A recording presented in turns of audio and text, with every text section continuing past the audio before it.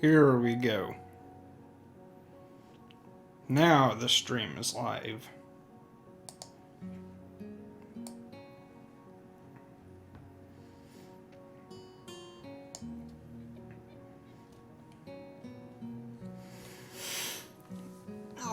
Stretch first.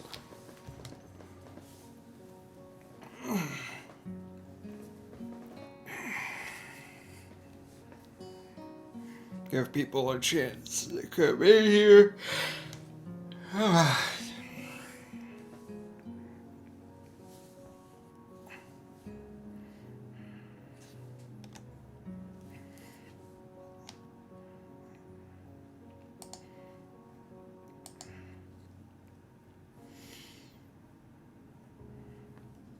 Hello, Pat Hagen. So people know that are here, as I read the story, I won't be reading chat. I'm going to be focusing on the story. I'll see chat, I just won't be reading it. Simple as that. Because I want to focus on the story.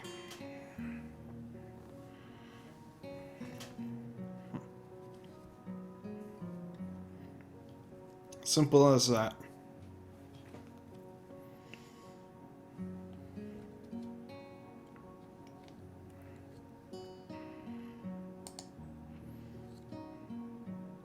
Hello. And so once I begin this, I'll no longer be reading chat out loud. But with my eyes, I'll read it. Just so everyone knows.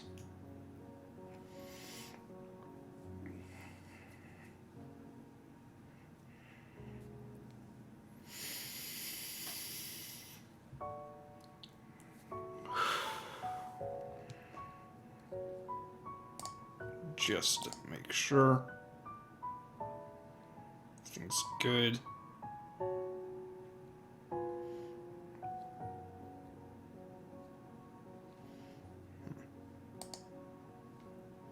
Okay.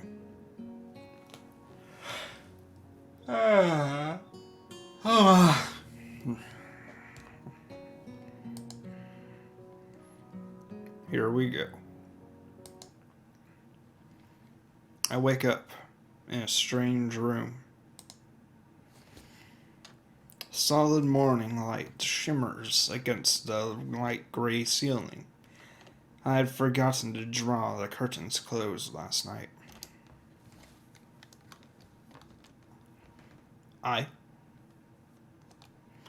This is my room, isn't it? My room. This is the third room this year that I'm supposed to call mine. Various things around here remind me that indeed, it's me who is supposed to be the one living here. My bags on the floor, my new school books on the desk, my numerous medications on the night table. I stare at the bottles for a moment, deliberating until I open a bottle, shake out a pill, pop out a tablet from a foil sheet. I down them with a chaser of water without thinking about the chemistry. My uniforms are in the closet. I slink out from under the sheets and stretch my back before dressing up. Putting on a new school uniform feels like dressing in someone else's clothes. The artificial smell of generic detergent invades my nose, but the feeling of a fresh cloth against my back is a good one, a natural one. Feels like a school uniform, as it should. It's not much different from what I'm used to wear before. That goes for other things too. So far, this place seems more or less like a normal school. Except for the people. I think back to my talk with Kenji yesterday, Misha's constant laughter, and Chizune's sweeping sign language gestures. Well, I've only met 3 students so far. Maybe they aren't that normal, but I'm sure others are. Or perhaps people like them are what passes for normal around here? Yeah, what's pass for normal around here? What do people do? I didn't see a lot of kids hanging around after classes yesterday, so maybe there are clubs. If so, I wonder if I should join one.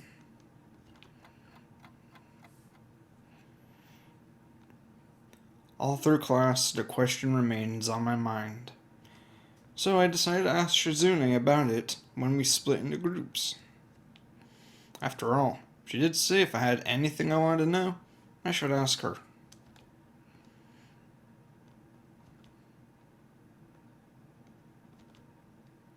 She crosses her arms and shifts her gaze slowly to Misha, who looks more preoccupied with trying to grind the eraser of her pencil down so that the top is perfect and evenly flat.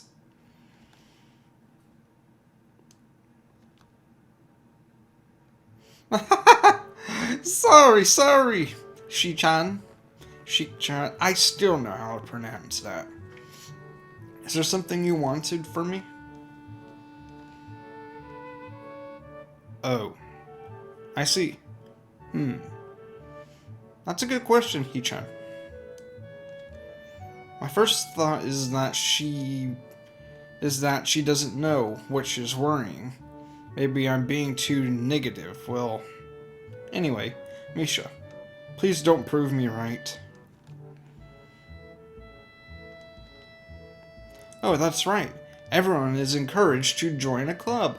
A lot of people do so because there isn't really anything else to do. There are also school events, like the festival coming up in a few days. Almost every student in the school tends to help out with it, doing whatever. So, you'll actually transfer in at business time. Maybe you can help out too. Sure. What's the festival about? Misha freezes. I don't know, Hee-chan. The truth is, it's a local event. I'm not from this area, so... She starts signing desperately to Shizune, asking her to bail her out. Shizune adjusts her glasses at the end of an oddly grandiose flourish, and starts signing hard and heavily.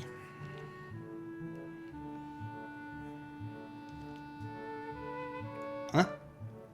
Oh. Who cares? Misha puffs out her chest as she shouts Shizune's words out at me with a disproportional amount of pride. Too loud, I can see heads turning to look in our direction. Not so loud.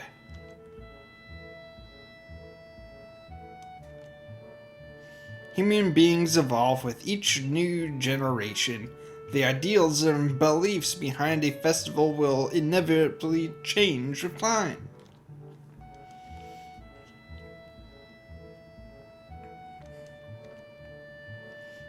Now it's about delicious fried food and amusing little games that you play to win prizes. The teacher clears his throat very loudly, batting his long wooden pointer against his other palm like a baton. He shoots a pointed gaze at us. Finally noticing where we are, Misha stifles a yelp and quickly quiets down. Shizune doesn't seem embarrassed at all, though brushing it off without care.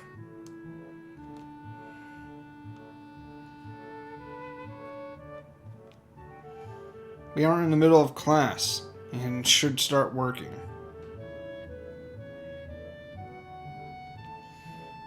That's right, Shi-chan. What? That's right. Hee-chan, are you asking because you're interested in joining a club? could have been my eyes playing tricks on me, but I think I saw suspicious glances exchanged between them. Misha's tone has also changed, although it does at every other word.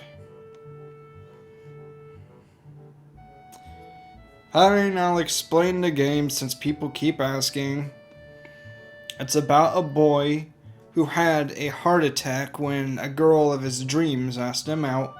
So now he's put in a school with a medical condition with our people with physical medical conditions, and now this is his second day here. And he's just starting his new life in a place where he's now, for the rest of his life, supposed to live with a heart condition. And the entire school is about physical conditions, like mine. And... not funny, Vetus. Besides, I have a censor up if there is anything to do with nudity. So yeah, that's the story. So yeah, I'm playing as the character with the heart condition. I like it because I can relate to it because I'm in a wheelchair and I have a physical condition. You'll find out as time goes by. They don't at all though. As an Alsby. All you'll see is a Lily censored, if it ever does get to that point. Huh. Back to the story. Yeah, I was thinking about it. Misha and Shizune look at each other, again. I'm about to ask what they have in mind when something dark flutters in my peripheral vision, catching my attention. Out of the corner of my eye, I see the girl with long, dark hair get up from her desk and slip silently towards the door. It doesn't seem like she was working in any group, and no one seems to notice her but me. I glance at the teacher, who's also looking at the dark-haired girl, go. Why doesn't he say anything? Hichan? Something wrong? Do I look as uneasy as I feel? Or was Misha just looking at me, looking after the girl who left? No, nothing.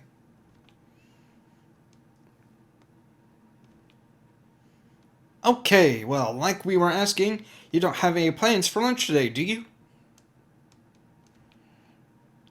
I thought I would go to the library and pick up some books.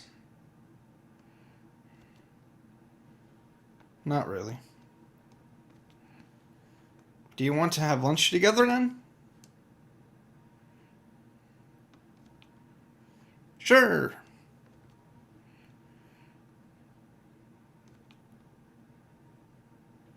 Yay! Okay, Hichan, perfect! The rest of class passes uneventfully. The girl with the long hair never came back.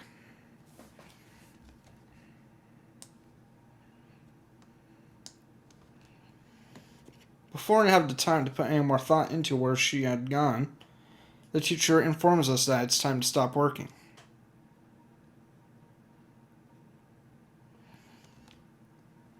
Shizune looks more than a little annoyed that we only just barely managed to finish all our work on time.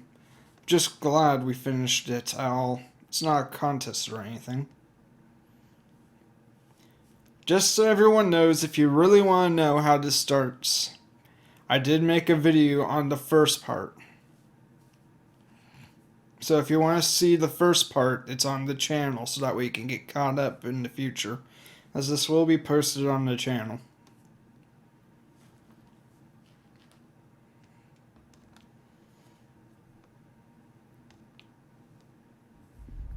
Yes. Yes, it is, Hichan. Impossible. Really? Really. I noticed this before, but it's kind of funny how Misha is always moving her hands and signing not only everything she says, but what anyone else is saying at any given time. Obviously, it must be so Shizune understands it. Her eyes dart back and forth between Misha's hands and me. I don't know who I'm supposed to be looking at. Talking to Misha, but they might be wrong. Maybe I should face Shizune. Used to looking in the direction of the person whose voice I'm hearing, but really. Shizune can't hear me, but it would be disrespectful to talk to her only through Misha. Then again, isn't that what she is doing? No, she's at least looking at me. This is all very confusing. It'll take some time to get used to.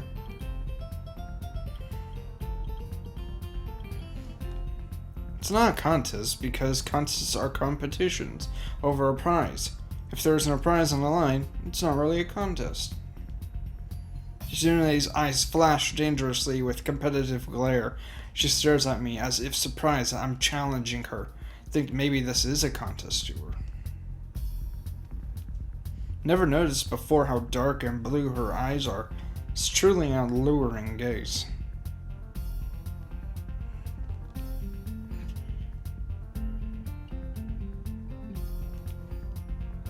Are you sure, Chan? Very sure.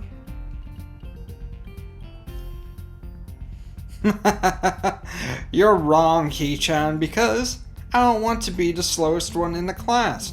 Therefore, what's on the line is my confidence in my abilities, and the prize is the satisfaction of proving them.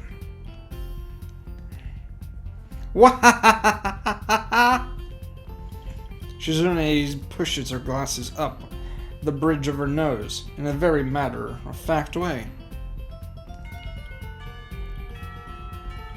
I'd argue more, but the bell rings and she quickly gets up and picks up her bag, looking at me expectantly. I had almost forgotten that I was supposed to have lunch with them.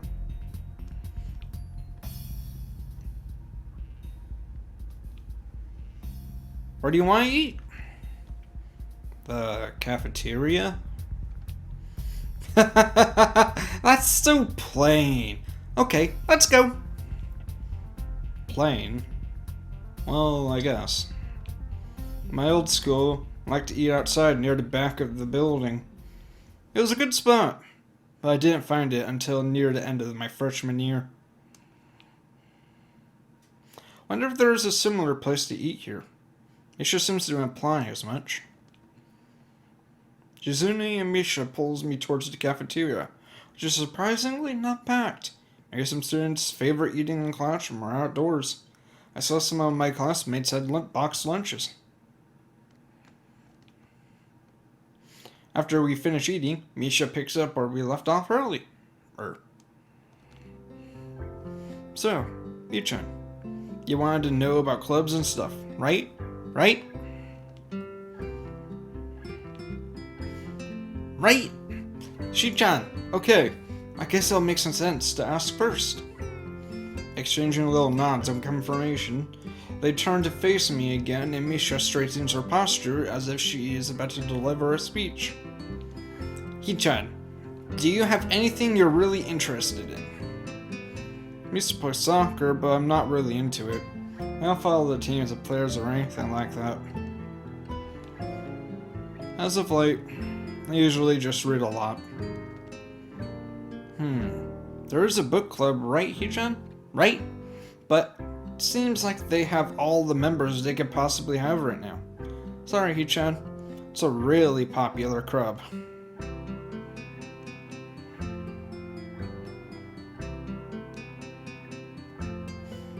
Ah, okay. But more to the point, He-chan, this means that you don't have anything already in mind? Not really.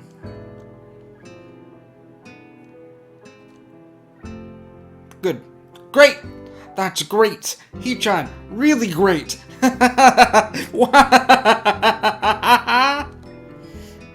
Why is it so great? No reason. Well, He-chan, other than clubs and upcoming festival, there is one other thing. Student Council! I see.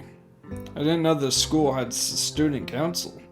That was a very melodramatic setup, though, just to tell me that. Pretty sure the two of them know this because Shizune looks a little embarrassed about it, and Misha is laughing. Shizune quickly retakes control of the discussion and manner of speaking. After all, it's still Misha who has to voice whatever she says.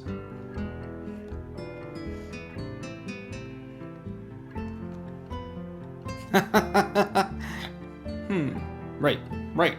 Hee-chan, maybe you should join the student council. They could use more people. Yes, definitely. You should definitely join. Why? Well, for one, we could hang out every day, Hee-chan. Shi-chan and I are both in the student council. Actually, Shi-chan is the president.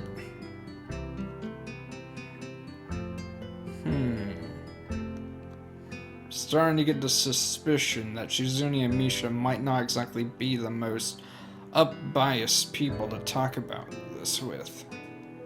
Unbiased. As if reading my mind, Shizune quickly adjusts her glasses and signs something to Misha.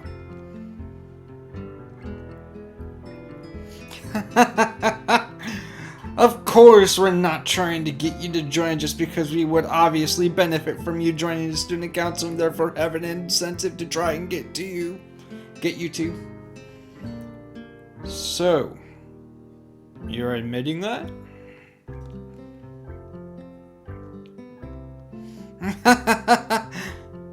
No. We admit nothing. I mean, Hee-chan, of course it would be nice if you joined and we'd appreciate it. But even without all that, joining the student council shows a healthy interest in our workings of one school. Yep, it's true, Hee-chan. Besides, don't you want to spend time with us after school, Hee-chan?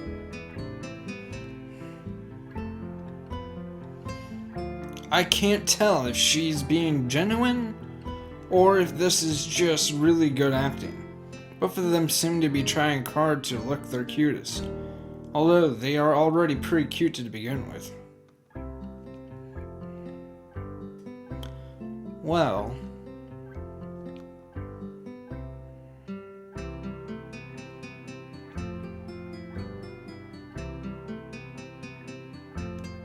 so it's settled then. Welcome to the student council, Hee-chan. What? No! Aww. See, Shi-chan, of course it wouldn't go so easily.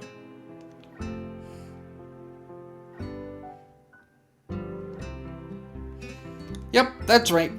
Though it would be boring if it went that smoothly. Oh well. Shi-chan owes me candy now.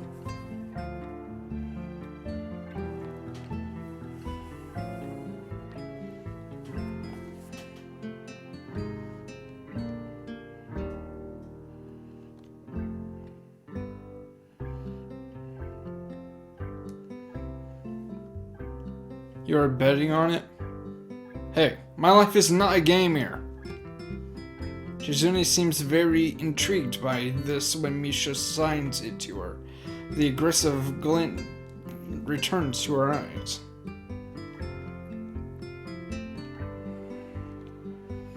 What? That's interesting, Hee-chan. Let's play a game. That's not what I said. How about rich man, poor man, Hee-chan? If you lose, you have to join the student council. No, absolutely not. Aw. Why not? Well, you two would have the same incentive. Therefore, the same goal, which is to get me to join the student council, right?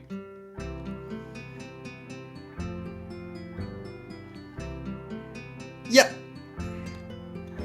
Yeah, that isn't my goal. But what this means is both of you can team up and I'll be at a clear disadvantage. So, I will have to decline.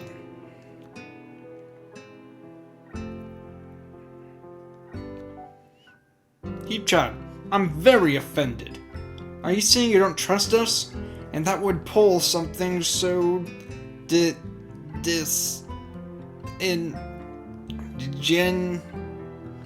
US? That makes me sad. Sorry? It's hard to tell whether Shizune's influence ends and Misha's thoughts begin. In order to atone for hurting a young girl's feelings, you should definitely join the student council! No! How about a game of paper football instead of Rich Man Poor Man? Paper football? Yeah, it's a game they play in America. You make a paper triangle and then you try to shoot it past goalposts, and the other player makes it with their fingers. Isn't it cool? It's the ultimate form of competition between two people, Hee-chan.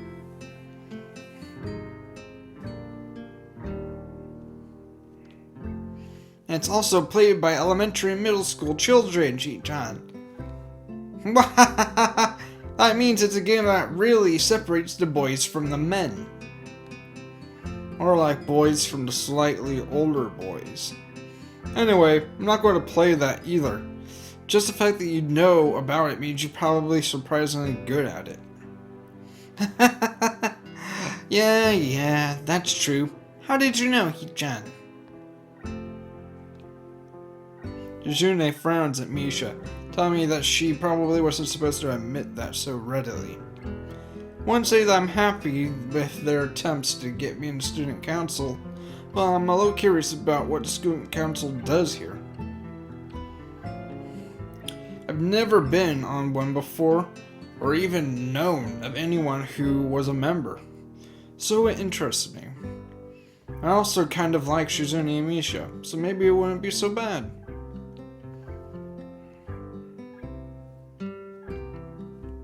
Okay, Hee-chan, how about Risk?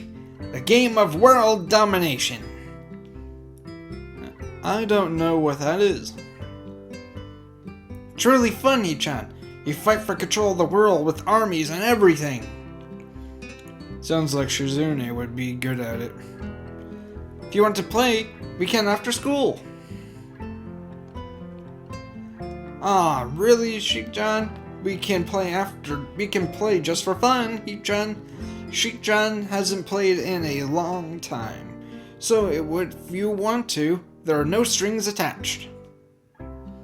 Well, okay. Okay, perfect. We'll see you after school in the student council room then, Hee-chan. Wait, why there? Because there's where we keep the game. I grimace to tell them how much I do not like this, but it's more for show than anything. So in the end, I agree, but only after getting Shizune to acknowledge that I don't mean anything in concrete, just by accepting to take a look around and play a game with her. Lunch ends, and we go back to class.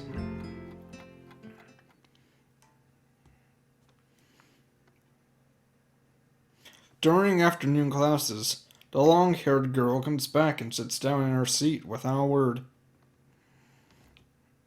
Again, no one seems to notice, or if they do, no one says anything. I want to ask Misha about it. I don't know what to be I don't want to be nosy. After school, Shizune and Misha quickly find me by the first floor lobby and latch onto me, covering each flank in case I might try to escape. I feel a little offended, but I've been considering it.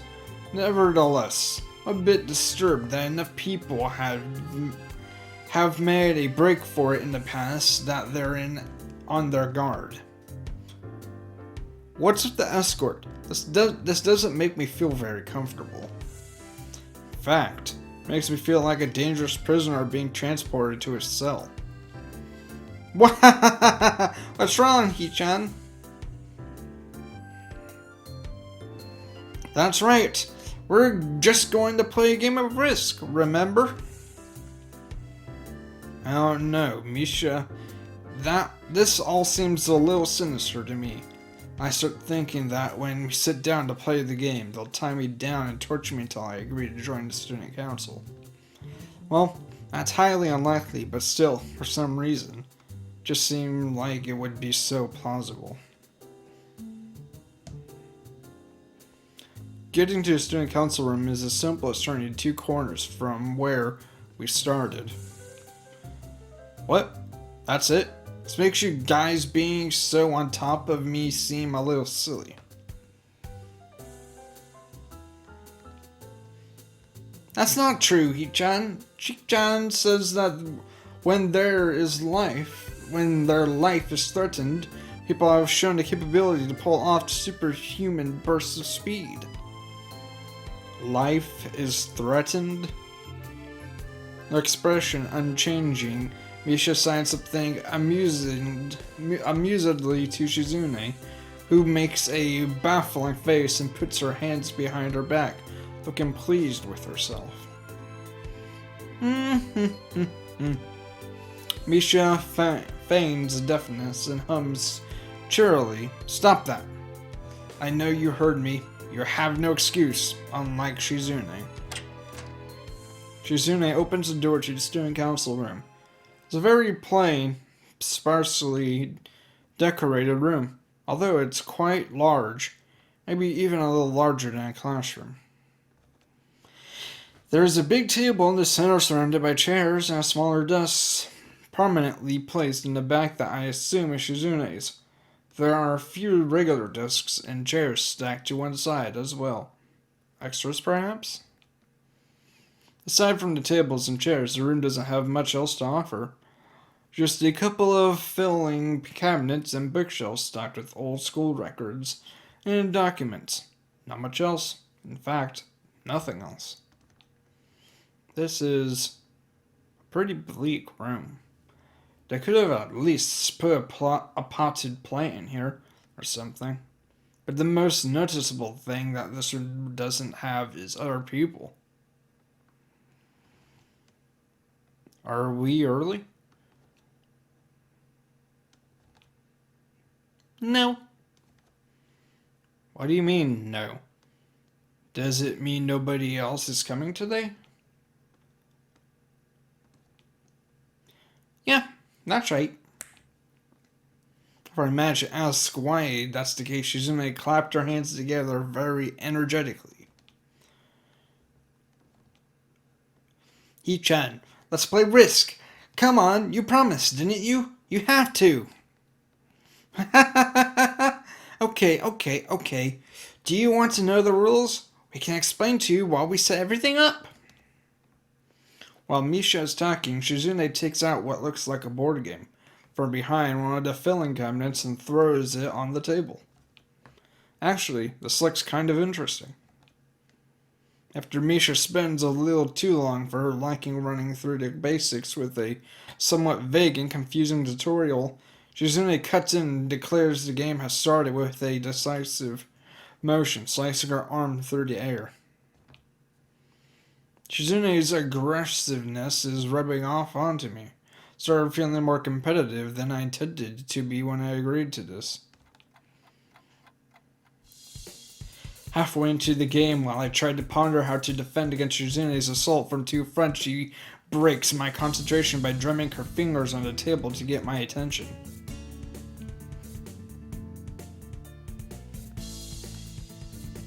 Shik-chan wants you to know that you're taking too long to make a move. Shik-chan also says that she will let you keep Australia if you agree to join the student council.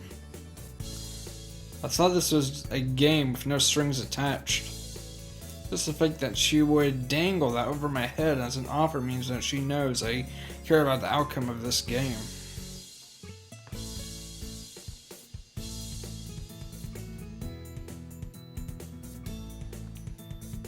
And anyway, no!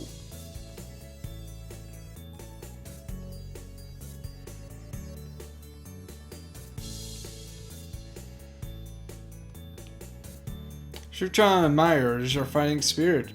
Be a benevolent dictator who will spare your people if you agree to join the student council.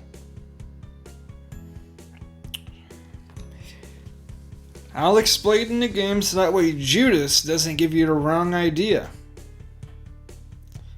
The game's about, well, If you truly want to know in detail, you should watch part 1 of this that I did, so you'd actually understand better. But a short thing, a boy with a heart condition is forced to go to school with other people with medical conditions, physical ones. For example, what I have, that causes me to be in a wheelchair. And I like it because it's about people who have medical issues, just like me. All physical, nothing mental. Like Shizune, the girl with the blue hair, or black, whatever you want to consider that, is deaf. And the girl with the pink hair, Misha, is the person that does sign language, so that way Shizune knows what's going on.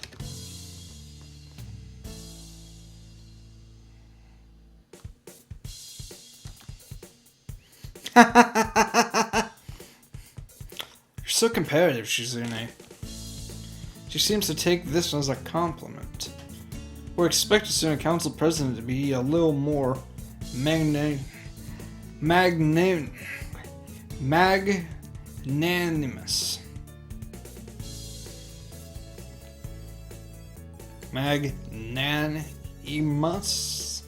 She doesn't seem to know what the word means or how it's signed, so she pulls out a piece of paper and writes it for Shizune, who in return signs it back to Misha. Misha presses her index finger against her temples, as if trying to physically imprint the word into her memory. Suddenly, Shizune bursts into a flurry of gestures. Misha looks daunted by the pace of her heated signing.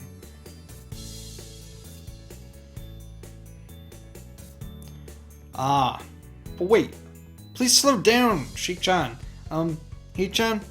Sheik-chan says you're going to lose.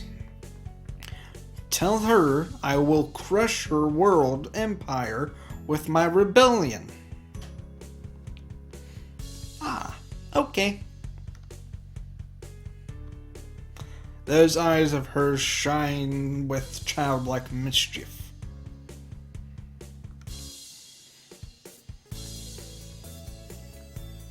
She says you have no chance if you keep playing like this. No, you won't.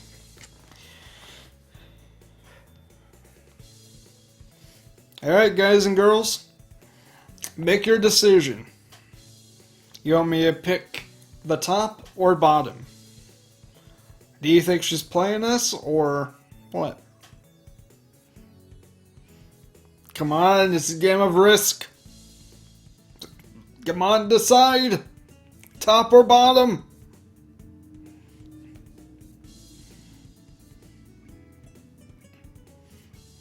We have one top.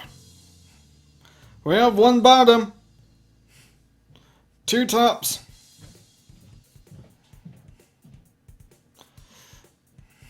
Alright, so we have two tops and one bottom.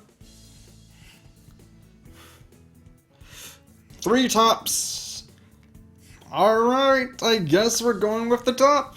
3 against 1.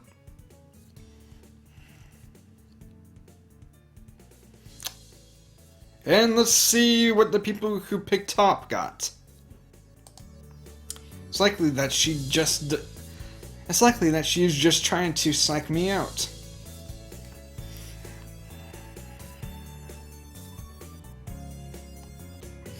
Looking at the board again, I have a pretty good defense set up. I'm not going to wreck it doing something reckless. A few turns later, I lose the game anyway. Shizune adjusts her glasses victoriously and allows herself to tentatively pump a fist in the air in celebration.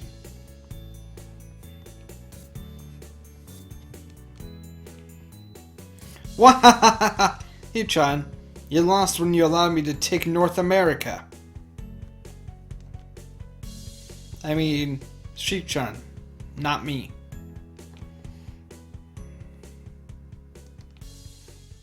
Getting control of North America is ambitious because it provides a 5-army bonus, but you can attack it from 3 fronts, so you must defend them all.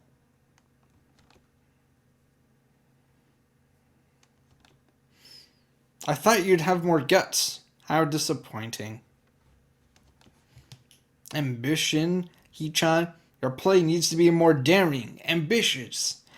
Ambitious. Ambition.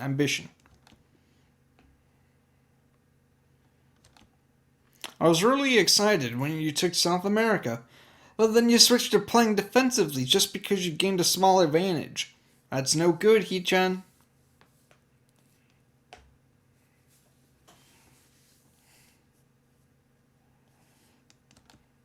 You didn't take enough risks. When you didn't follow through. That's terrible, Hee-chan. Damn. What's it to her if I played too carefully? There's no need to rub it in my face. Wonder if you would even be good for the student council. What's this? Reverse psychology? I guess I don't have to worry about joining or not in that case. Giving up just like that? I expected more of you. Seriously, she's only trying to taunt me into joining the council? Besides, I don't even want to join. It's only my second day. I can't make that kind of commitment. I haven't even taken a look at any other clubs yet. These two, they're a little weird. Fine, I'll consider joining the council, but I want to take a look at the other clubs before I decide. Really, Hee-chan? You're not just saying that to make us feel better? Yeah, I'm just not sure that I want to. Aww.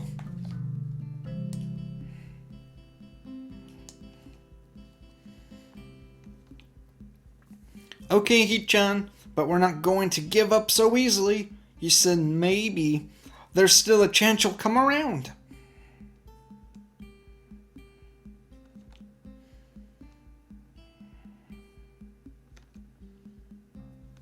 Come on, we could really have fun. We could play more Risk and maybe one day you could beat me, unless we graduate before that. That doesn't make me feel any less reluctant about joining you, you know.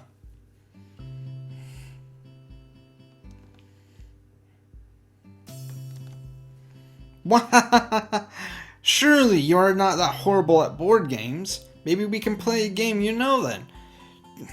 To give you a handicap. I have said that just to make you feel better after all. Aww, that's cold, Hee-chan. I took a glance at the clock and the wall and I realized I spent far too long playing Risk than I expected. Sorry, I think I have to go. I wanted to go to the library. It's not closed yet, is it? Shizune scratches her head and gestures at Misha. How hard can it be to determine whether the library is open? There's a clock right there on the wall.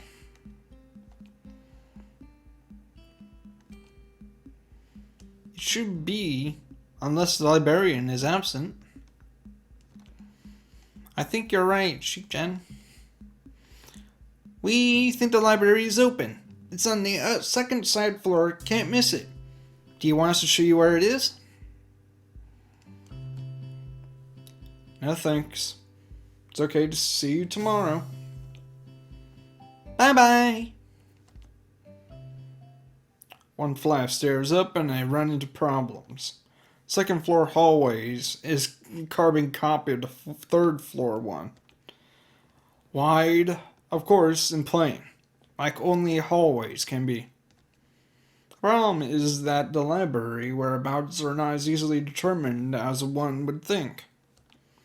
Classrooms are marked as science stating which class they belong to, but then there is a plethora of other unmarked rooms. Is the library one of them, or is it just somewhere down the hallway? I bound the ladder and choose my direction at random. After I turn around a corner and unmarked door my attention because it's not closed. It's not open either, though just barely ajar so that I can see it's open and nothing else. It would make sense for a library door to be invitingly open, while this one is not quite that it's good enough. At the very least, it means that someone is inside and I can ask for directions, no matter how embarrassing that is. I gingerly push on the center of the door with my fingertips, every muscle on my arm ready to pull back at a moment's notice. The feeling of being an outsider to the school can't be shaken from my mind, so much so that I instinctively fear doing something wrong by entering. The door slowly creaks, as if groaning from a deep sleep, though is much easier to open than I anticipated. Leaning over and poking my head ever further inside to gain sight of the room as fast as possible, the meek hello on my lips is quickly snatched away.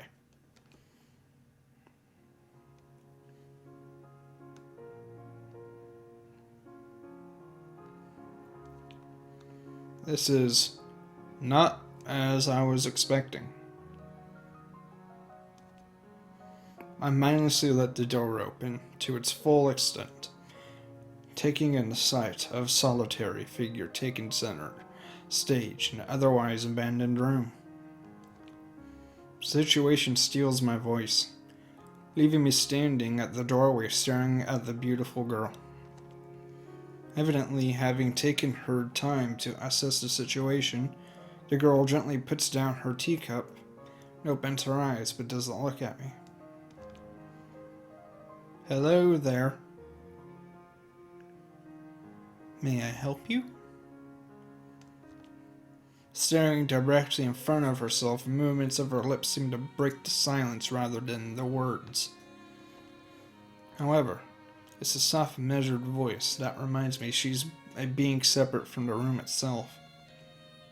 Not only is she likely the tallest girl I've ever laid eyes on, but even among the foreigners I've met, she's strikingly distinct.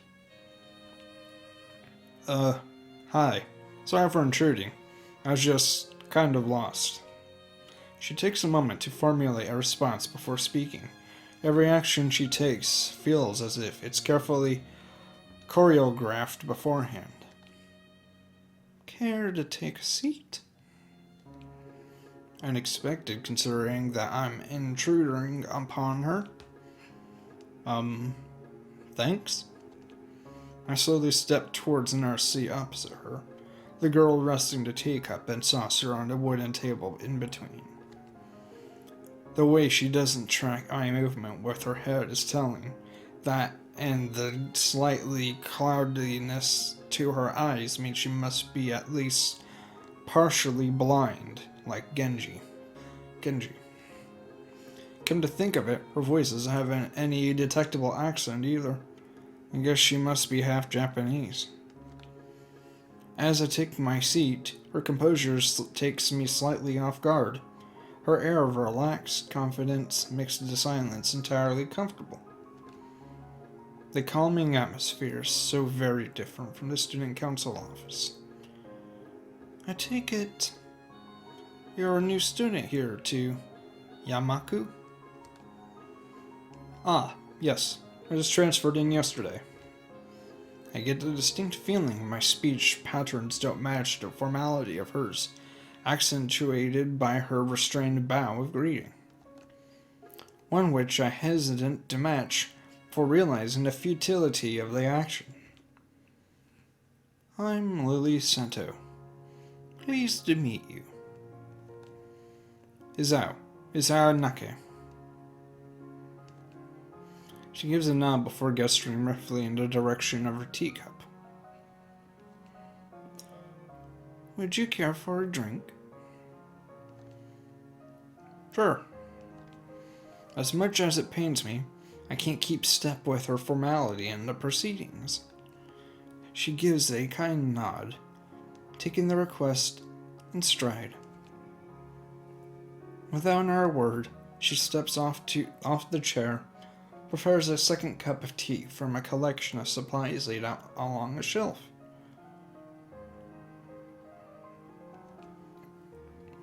A brush here, a brush there, left hand often lightly touching the side of whatever container she's pouring into. It seems to be a process she follows dozens of times.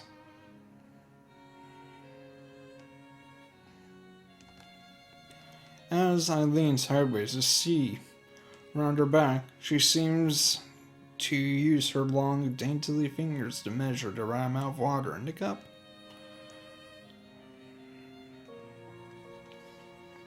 It's one thing to see the different disabilities the students in my class have, but it's quite another to see how everyone seems to adapt. Shizune and Misha have no problem working together to communicate to me, and Lily herself seems to have workarounds for problems I'd never thought of. While I feel slightly guilty about her doing the work, she seems pleased to be following the correct process of the offerer break preparing the drink.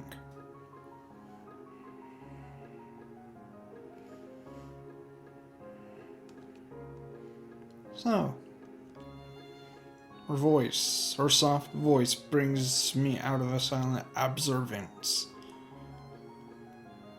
Which room were you looking for?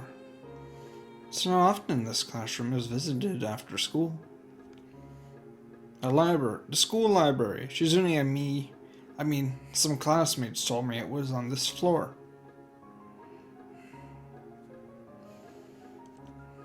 She finishes pouring water into the teacup as she nods. A small metallic tapping coming from the teacup indicating it's being stirred.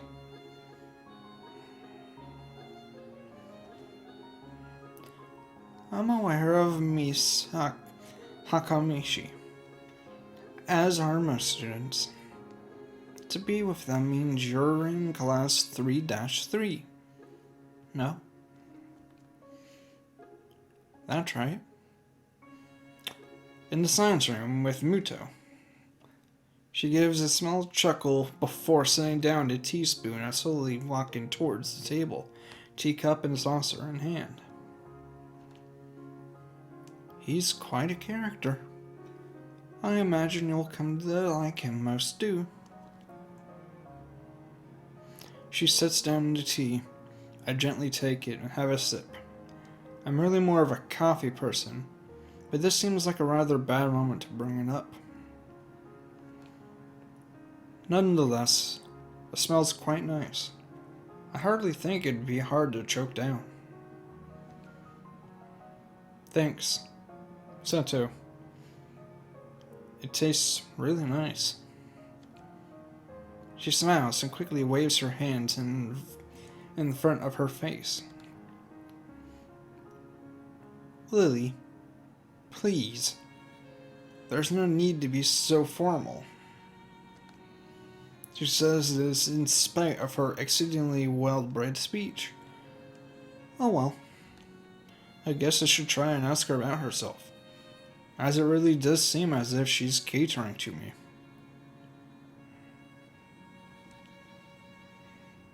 So, which class are you from?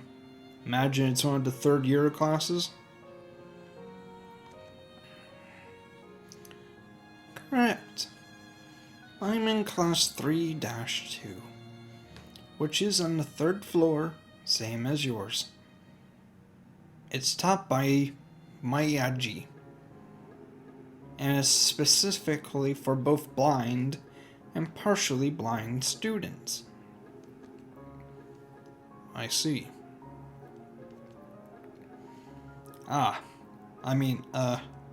Sorry. Feeling like slapping myself for the fast pace.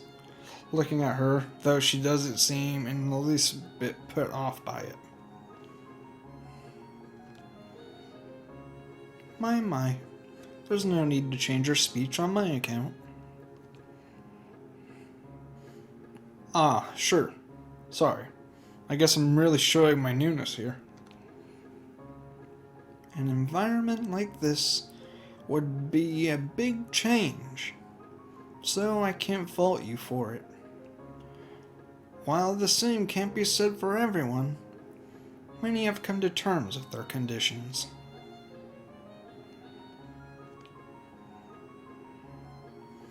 A category which would include her. It seems all too ready to jump ship from this particular topic. I segue into another. Do you come here to drink tea often? It's a really nice place. Thinking on it, this might be her version of the place behind my school that I like to have lunch at. I come here fairly often, during lunch times. My duties as class representative don't leave enough time for an official club, so as a friend I use this room for having tea. Class representative, huh? Compared to Shizune, her mannerism seems to be almost completely opposite. While Shizune is blunt and fiercely driven, Lily seems relaxed and calm, almost aloof. Come to think of it, she might be useful for a less biased view of the school clubs. What kinds of clubs are there to join? The more popular ones are the track and field club, which uses the field near the school during lunchtime, the baseball club, and the book club in a room near the library. There are also numerous small ones too, though, such as the art and music clubs. At a time when I'm just wanting to get on my feet, rushing into a club right away seems slightly unappealing. I wonder if this school shares the same rule as my old one. Is it compulsory to join a club? Compulsory? It isn't, though it is encouraged. Ah, good. That was a relief. I've really let down my guard around this girl. To let such a thing slip out, the fact seems to slightly amuse her. Not wanting my tea to get cold, I finally start drinking it as Lily does the same.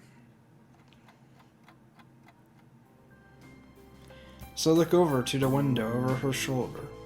I notice the light coming into the room has a distinctly orange tint. Even here, time doesn't stand still.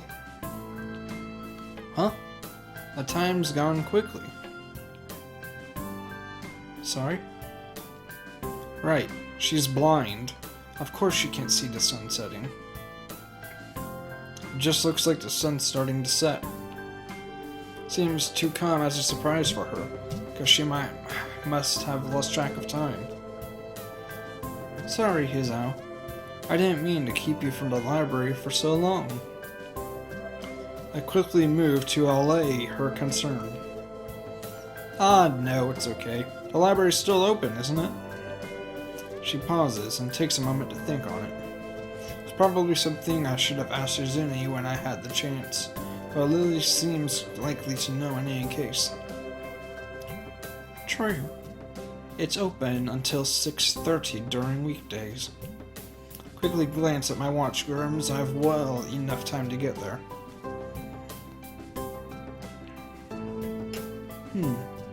Might get going in that case. It's been nice talking with you, Lily. She smiles and gives a deep nod, her hands still neatly folded on a table in front of her. It was my pleasure. Oh, come to think of it, shall I show you to where the library is? Couldn't possibly ask for more help. Should be able to find it all right.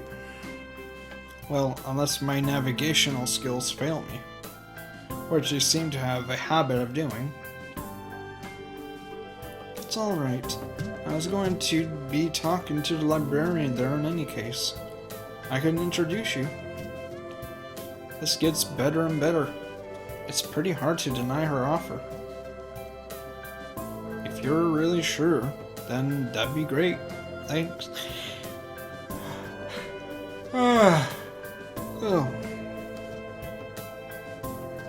As she stands up to follow me, she takes a hold of a straight, retractable cane that had been slipped in the handle of her bag on the floor. Compared to the cane the boy in my class had, Lily's looks much thinner and longer. This must be for support whenever Lily is whenever Lily is for navigation. Together, we leave the peaceful room and enter the empty hallway on the way to the library. Side by side, my pace carefully slowed to match hers. We slowly walk through the hallway. It doesn't take long for us to arrive at the door to open warm-looking room, apparently situated in the center of the floor rather than either wing. Ladies first. She gives an appreciative smile at the gesture, taking the lead as we file in. To the left is the wooden library counter, with the library proper being on the right.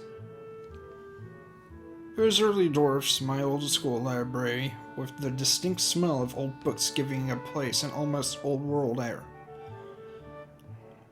It easily dwarfs my old school's library, yeah. There don't seem to be a lot of students here. Considering the time, it isn't a big surprise. Everyone probably either in school grounds or the dorms. Yuko, are you here? She says it to thin air since the librarian doesn't seem to be present, and of course Lily can't see this. What's unexpected is that it draws a reaction. Something from under the counter thuds against it, followed by a quiet wail. Ah! The origin, apparently the librarian, quickly crawls out and bounces up to extremely rigid attention. Hi, Lily. How can I help you? Her voice is strained in a failed attempt to sound casual. She's rubbing the back of her head.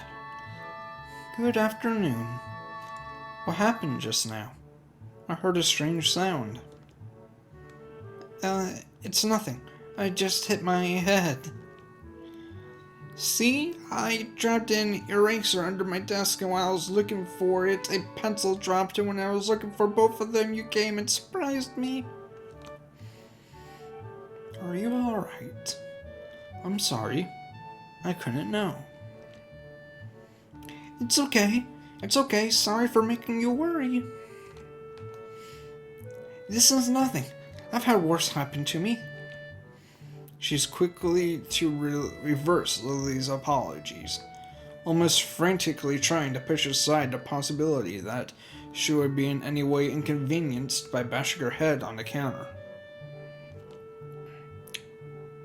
Yes, worse things have happened. The girl fidgets with her fingers as Lily doesn't seem to drop her concerned expression. Then she shuffles some papers around the counter for no reason. A little shorter than Lily. Repellity with glasses, freckles, and a very troubled look. She seems to fit a library perfectly.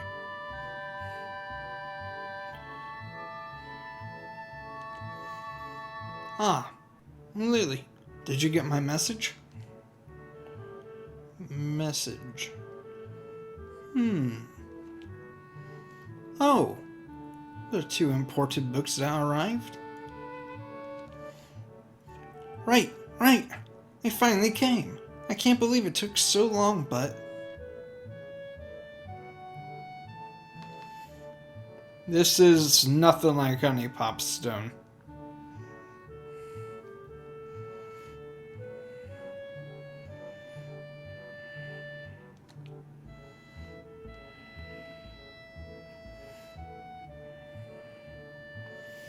I highly recommend Stone that if you do want to know in great detail what this is. In part 1, I explained what this game is. So I recommend quickly going to that, then coming back here if you want to know exactly.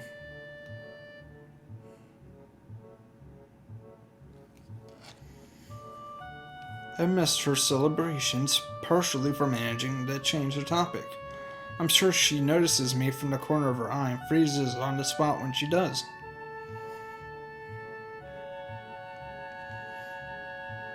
Oh no, I'm sorry for not noticing you before. Did you need to check out a book or return one? I'm sorry. The way she can so quickly shift between moods is a little unsettling.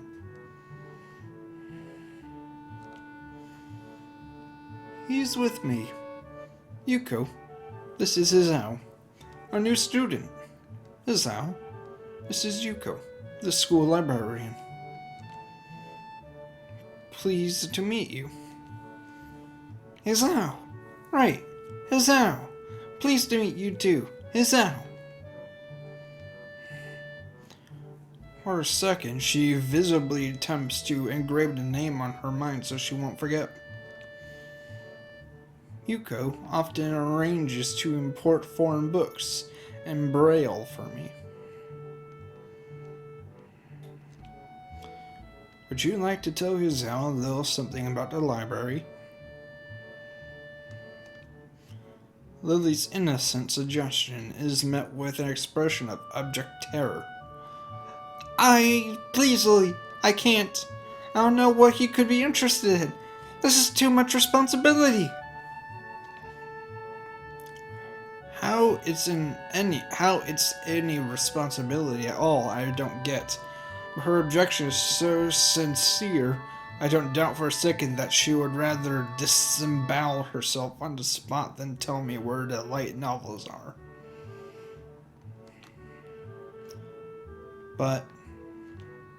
So, there are a lot of books in Braille here. I attempt to save the day by asking the first thing that pops in my head. Seems to work at least partially, as Yuko seems to not exactly relax, but at least look slightly less tense. Yes, the girl on the left is blind. Her name is Lily.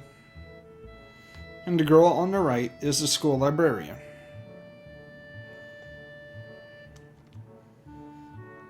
Well, I think about a third or fourth of Yamaku's library is either in Braille or audio.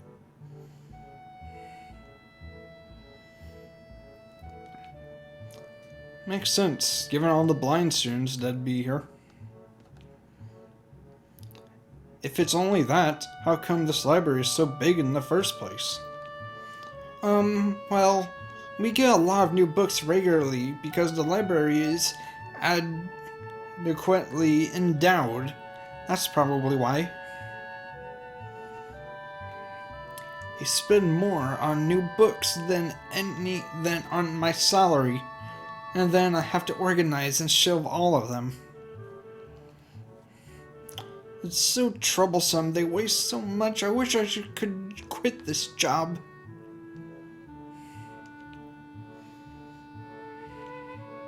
Very awkward silence follows this revelation of too much information. I'll go check the Acelus then, if you don't mind. It's probably best for all of us if she doesn't keep talking to me.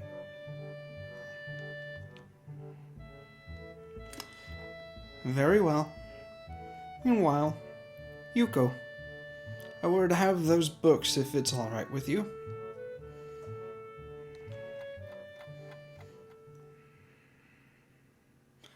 My first impression was right.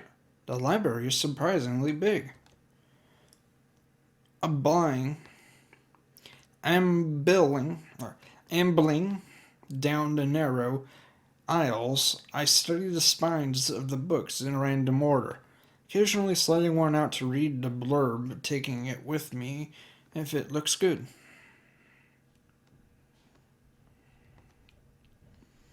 A few moments, I have a respectable stack of books in my arms. I guess I'll never be stuck for a choice in here. The normality of the library sinks in. Sure, there are large print and braille books scattered around throughout, but it is what it is, a library. It's as if the calm mood from the room I had tea with Lily and snuck with us in here, as it was here to begin with.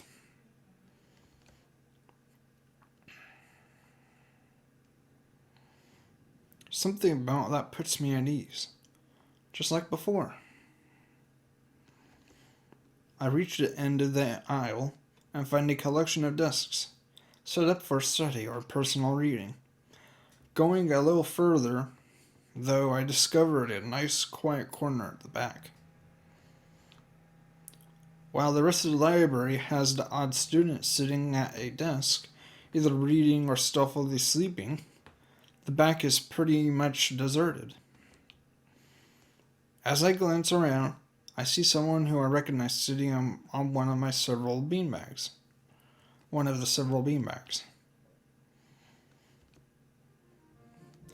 It's the dark-haired girl from my class, the one who snuck out of the classroom earlier.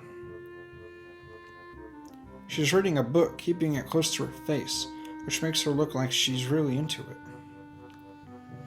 From the way she was acting today, I had her pegged as more of a delinquent than a bookworm. In fact, her mysterious disappearance from class and raises all sorts of whys in my head. Intrigue floats slowly but surely towards the surface. Before I know it, I'm walking towards the mysterious long-haired girl. Guess there's no harm in introducing myself as I would with anyone else. She's a classmate after all. Walking over to another beanbag, I take a seat and lay my book beside it. The girl starts and looking scaredly up at me from underneath her fringe. This is the first time I've seen her in this close. Underneath her long, dense bangs, I can see the part of her face, at least a third of, not a half, is pretty badly scarred. My eyes are immediately drawn to the scars, subconsciously peeking past her hair until they meet her own eyes. For a second, I am shocked and divert my eyes to the book in her hands, and before I realize that looking away probably only makes it worse. It takes too many seconds to collect myself and remember what I was walked up to her for.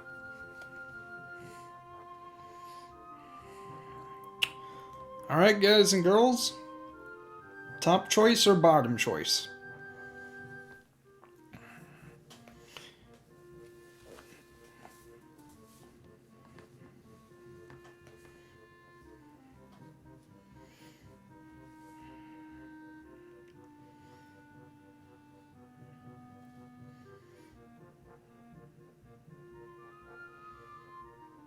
We have one top. We have one bottom.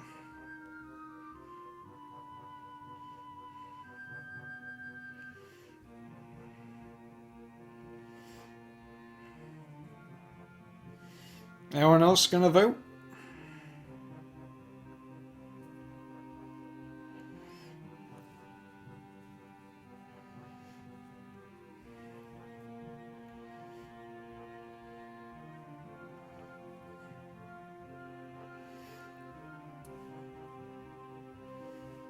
Is it just them that's voting for top and bottom?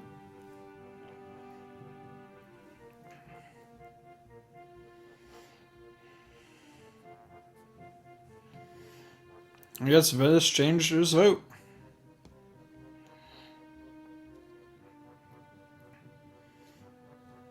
Is that the final decision?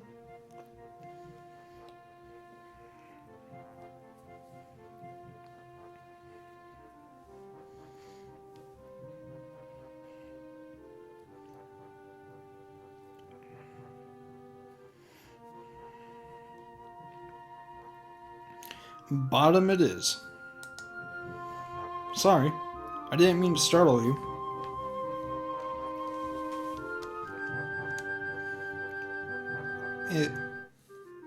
It's okay.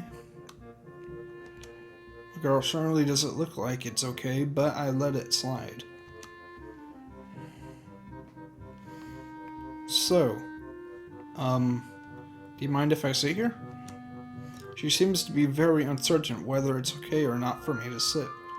But finally, she nods just a little. Oh, okay. I take the seat next to her and she hides herself behind her book. Life of... Never heard of it. So, sorry again for startling you. I'm Hanako. She looks up from her book, stalling a little before replying. I know. We are in the same class. Her speech is stilted and so quiet that it's barely audible, even in the still library.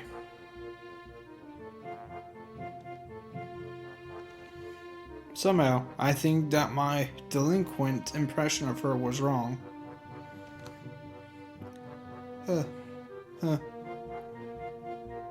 Hanako.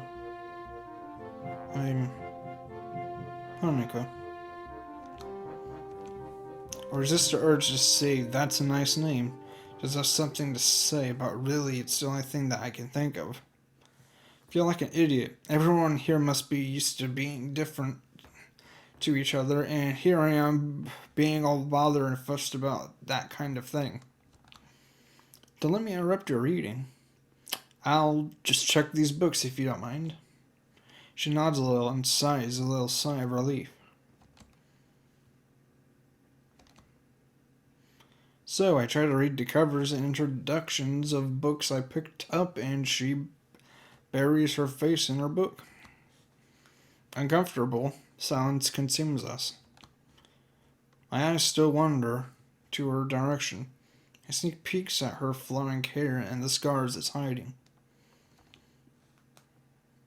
After a while, I realize that she's doing the same and only is pretending to be immersed in life of pi. Her gaze is not inquisitive at all, though. It darts around like a scared rabbit. When our gazes finally meet, the chain reaction is unstoppable. She stands up forcefully from the beanbag and takes a deep breath. I've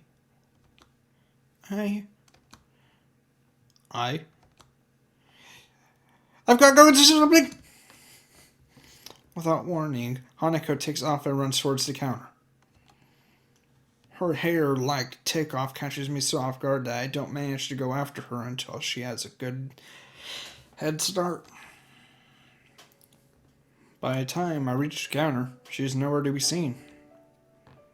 Lily and Yuko are happily chatting away, knowing that I won't be able to catch Hanako.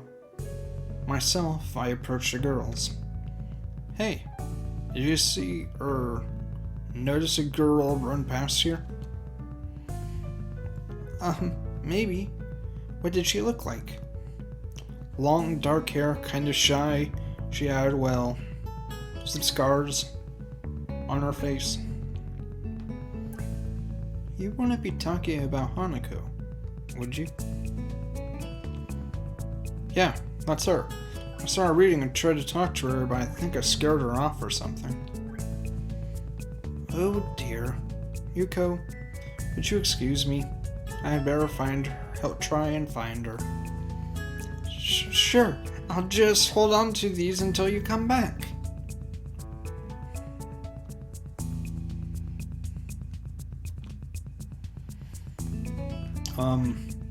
What's going on? I'm sorry, but I'll have to explain it to you some other time. Right. I'll see you later then. Lily hastily grabs her cane and hurries out of the library, leaving me alone with Yuko. I don't think I'll ever get the hang of this place. Noticed garbage. Did I do something wrong? What did you do? Nothing. I was just looking for some books and then she got this fit and ran off. The most offending thing I could think of is that I might have looked at her general direction a few times. Well, she is a very timid girl. You have to be very careful around her. She can be very jumpy. I think, and she's not accustomed to talking with other people. Isn't that a bit strange? I wonder, it's just how she is. I think. Yuko doesn't sound at all convincing. Then again, maybe this is just the norm around here. Everyone has their own problems, or else they wouldn't be here. But how should I deal with these people? Forcing myself to act overly casual only makes me feel phony. Like I was supposed to be ignoring the elephant in the room. Yuko fidgets, looking like she wants to say something to that, but resists it. I think it's an elephant only if you feel that way.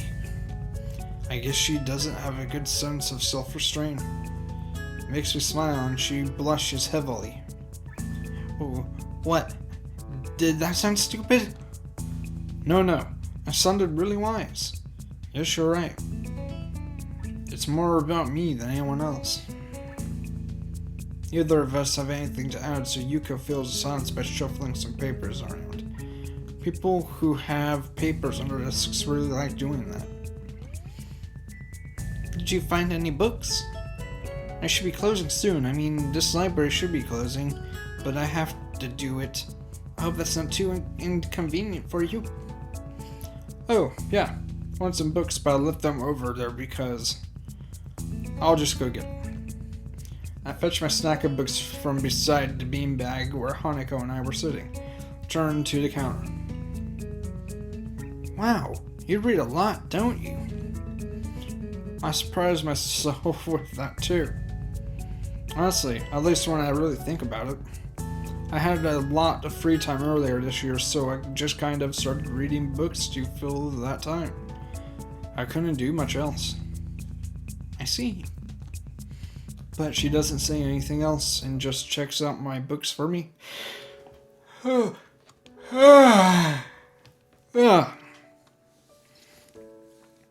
guess this is what they call tact. Holding the library books with one arm, I trawl my pockets for the key to the door. A sudden sound from behind startles me, making me nearly drop the books I'm carrying, or the key that I'm almost managed to get into the lock. How is it? Turn around to see who was talking to me. It's Kenji. He seems to be a friendly mood, although the light glinting off his glasses in the dark gives him a sinister look. It's just me. This makes him pause and lick his lips nervously. Who is me? I don't know anyone called me. Are you some new guy again? His voice is suddenly strained and quick. Yes, but we've met before. Yesterday? I don't think so. I remember someone who I've met only yesterday. When was that? What that day is? Is it today? Try to ignore him. Is he joking or what? Prove that we've met before. You live across the hall. You're Kenji. Kenji jumps back, his eyes filled with an uncomprehending fear. How do you know my name? Damn, this is only one thing of two things. Either we have met and you're telling the truth, or I just can't remember it and you are a spy. He pauses. A psychic spy. His eyes dart around me, try to peek into my room, although it's hard to believe he can see anything through those thick glasses. His mood swung from friendly to manic in less than a minute. I'm not psychic. How do I know that? I'm not a mind reader. Kenji points a finger in my face damningly. Unlike you! Stop that, man. We met yesterday. What's wrong with you? I live in this room. Lies! If you think you can pass as his out because I'm legally blind, you are sorely mistaken. You don't even look like him. I mean, the resemblance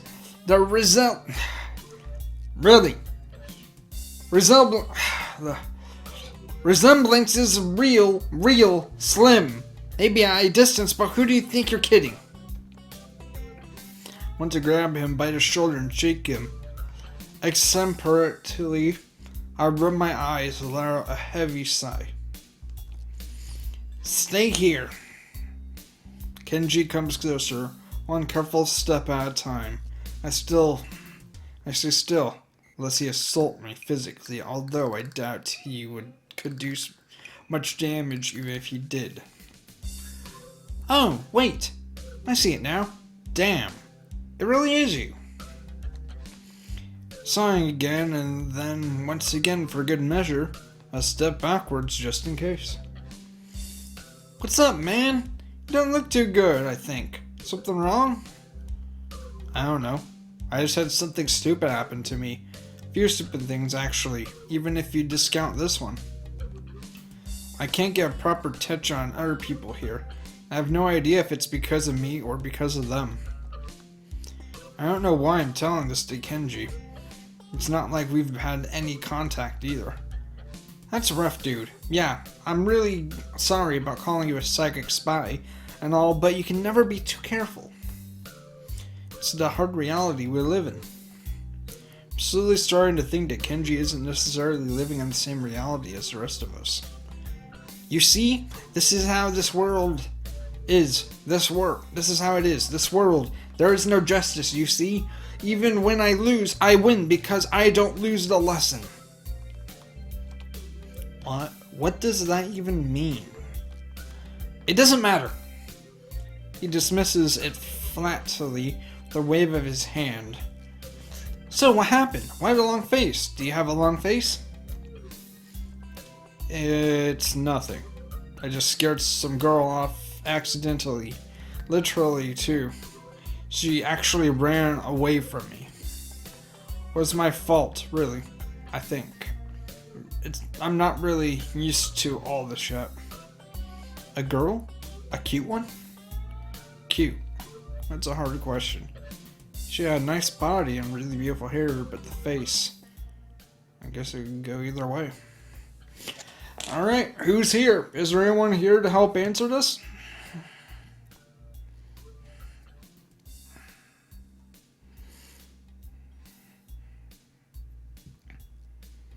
It says that there's 5 people here.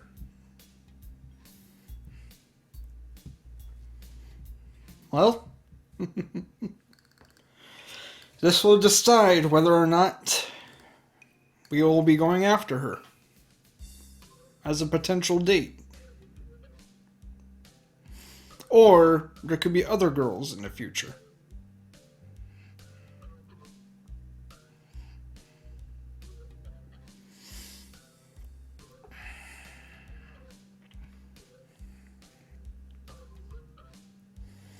Alright, animated.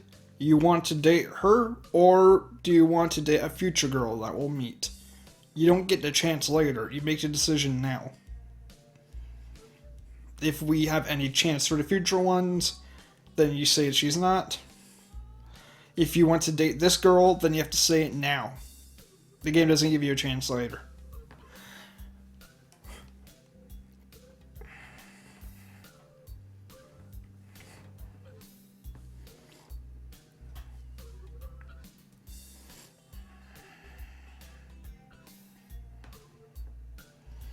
What is that supposed to be, animated?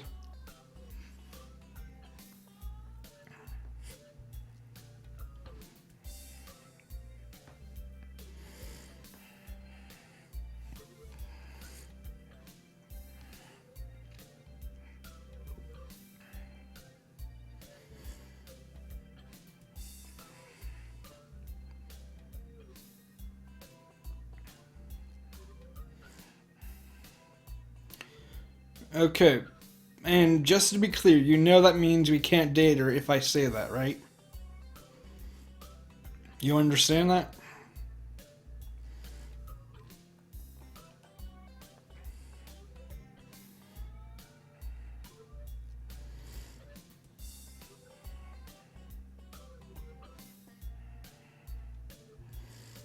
Okay.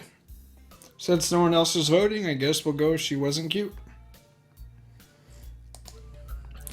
Not exactly cute. No.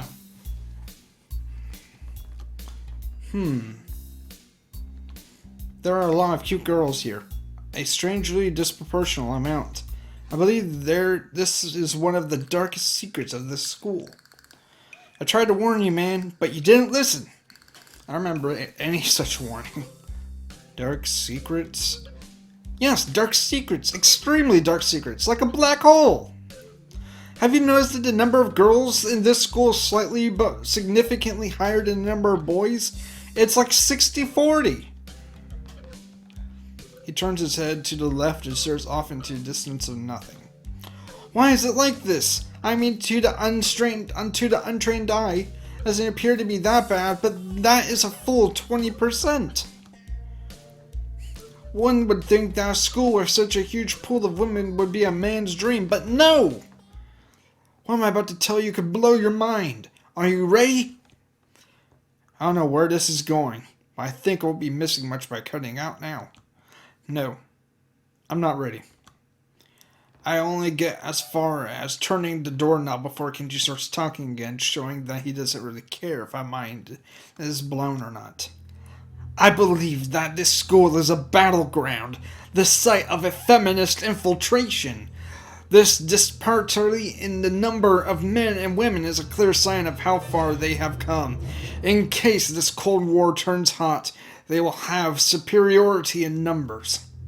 Just another skirmish in the internal war against the forces of feminists. They're everywhere. In Japan, women outnumber men. It's not a 60-40 split, but it's only a matter of time, man. Even in America, women are the majority by a hair. They're building up their numbers in the past. The buildup of a military has always been the clearest sign of imminent war. Japan is just the first step. Our economy is badass and the country itself is small and is isolated, yet a huge part of the Pacific in terms of political value. The perfect target. They are so cunning, as expected of a woman. Soon, the day will come when... Kenji's voice trails off, ominously. That is why you can't trust them. They will string you along and then kill you, just as they killed me. You will end up just like me. Oh, hell no! I can't stop myself from blurting it out. Hey, what the hell does that mean? You said it, not me. It's the best I can think of. So, you're not supposed to say something like that? Damn, so rude. Where was I? Oh yeah, vast feminist conspiracy. Stop it, stop! I lost you way back. There's somewhere around feminist infiltration. Too hard to follow? It's cool. I have some graphs and stuff in my room. And puppets. You like puppets? No puppets. You don't like puppets. Okay, graphs are still cool, though, right? He speaks energetically, responding almost before I'm done talking, his hands in an animated way as he continues to write on. This is too strange. I had him pegged as relatively normal, but it's clear I was wrong. Something on your mind, dude? Just thinking about what it's like to be the last sane man in a sane world. Kenji frowns, looking deeply upset. You mean that's you? That can't be, because I'm the last sane man in an insane world. That is my dream. You can't just steal a man's dream. What the hell? There can't be two last sane men. It would be invalidated, the whole last part. And that part is kind of important. There can only be one. Like in that foreign movie where there could only be one. And in the end there's only one dude left because that was the point. I've never seen anyone talk so heatedly and defensively about absolutely nothing before. Anyway, if you wait here, I can get my graphs. I also have a list of other dark and complex conspiracies that this school holds as tangled as. Quick, finish my analogy for me, pal. For me, be a pal. I'm going to go to bed now. It's extremely late. That doesn't sound like an analogy, but whatever. I like you. You seem like a cool dude. Most people don't understand what I'm talking about when I try to explain the vast feminist conspiracy to them. Denial is a terrible thing. Later. He claps me on the back and then vanishes into his room so quickly and quietly it's like he didn't even open the door, but instead walked right through it like a ghost. I don't know if I can fully digest what just happened, so I give up and just go to my room kicking off my shoes before falling face first into bed. It takes me some time to relax and get up so I can get started on homework. It's because the sheets are cool and comforting against my cheeks. I feel good just lying there with my eyes closed.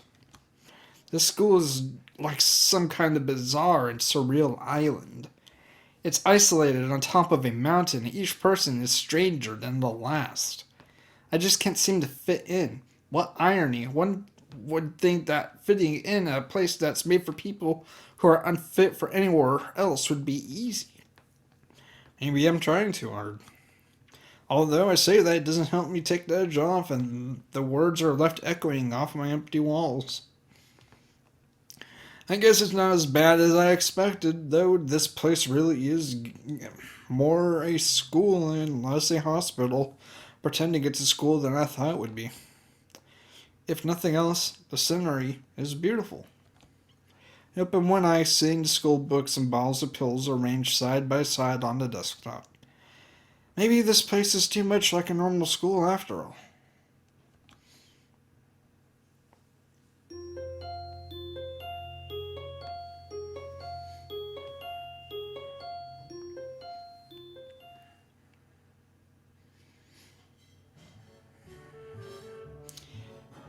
Alright, guys and girls, I'm gonna cut it off there.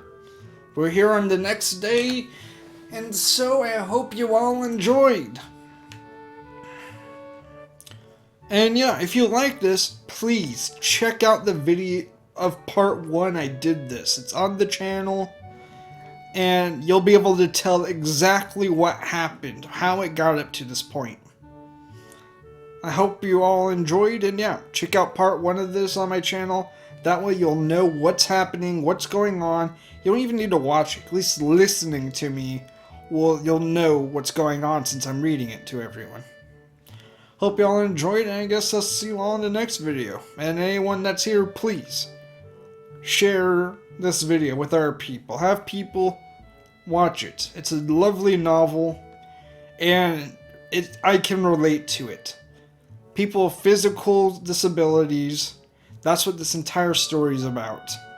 Yes, this is still a dating thing, but at the same time, it's a lot more realistic and just... It's nice to know that I can easily fit into this world because of me being in a wheelchair. So yeah, guys and girls, I hope you all enjoyed, and yeah, see you in the next stream and video. Bye-bye.